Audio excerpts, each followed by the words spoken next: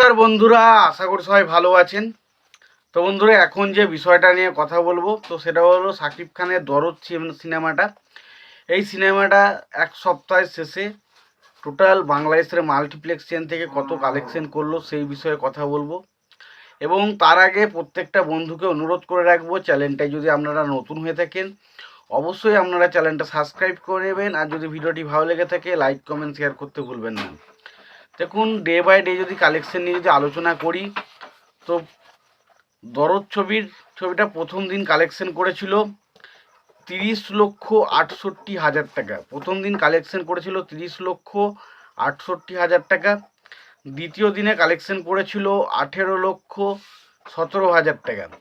তৃতীয় দিনে ছবিটা কালেকশন করেছিল 9,39,000 টাকা। চতুর্থ দিন ছবিটা কালেকশন করে 6,62,000 টাকা। এবং পঞ্চম দিন ছবিটা কালেকশন করে 7,17,000 টাকা। এবং ষষ্ঠ দিন কালেকশন করেছে 5,10,000 টাকা। এই কালেকশনটা আমি বলেছিলাম। এবং আজকে সপ্তম দিন, তো সপ্তম দিনে ছবিটা কত কালেকশন করেছে? তো সপ্তম দিনে কালেকশন করেছে 6,65,000 টাকা। কিছুটা গ্রোথ দেখেছে 6 ডেজ থেকে।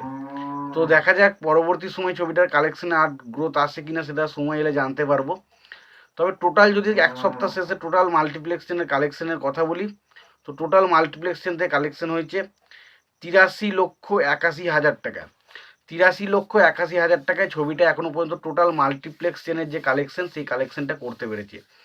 এবার আমাকে যদি বলেন যে এই কালেকশনটা ভালো হয়েছে না খারাপ হয়েছে, দেখুন আমি বলবো যদি আপনি শাকিব খানের ছবি হিসাবে বিচার করেন তাহলে ছবির কালেকশনটা অনেকটা হলেও কম বলে মনে হবে। কারণ এবার মাল্টিপ্লেক্স চেনের যা কালেকশন হয়েছে ধরে রাখুন তার 3 থেকে 4 গুণ, সিঙ্গেল স্ক্রিন সমস্ত জায়গা মিলিয়ে যে কালেকশনটা সেটা 3 থেকে 4 গুণ হবে। আমি বললাম 4 গুণই হয়েছে কালেকশন। যদি 4 গুণই কালেকশন চালে 4 8 32 মোটামুটি 3.5 4 কোটি বা 4 সাড়ে 4 কোটি টাকার মতো ওভারঅল কালেকশন কিন্তু ছবিটা করেছে। এবার যদি দেখি একটা ছবির যদি একটা বাংলা ছবির যা বাজেট সেই হিসাবে 4 সাড়ে 4 কোটি টাকা কোনো ছবি যদি কালেকশন করে সেটা ডেফিনেটলি খারাপ কালেকশন বলা যায় না। এবার সেই হিসাবে শাকিব খানের প্রিভিয়াস আগের ছবিগুলো যদি কালেকশন আমরা তুলে দেখি তো সেখানে প্রিয়তমার মতো ছবি রয়েছে যে ছবিটা 48 কোটি প্লাস কালেকশন করেছে, যেখানে রাজকুমার খুব একটা ভালো চলেনি, তারপরেও ছবিটা কিন্তু 26 কোটি প্লাস কালেকশন দিয়েছে।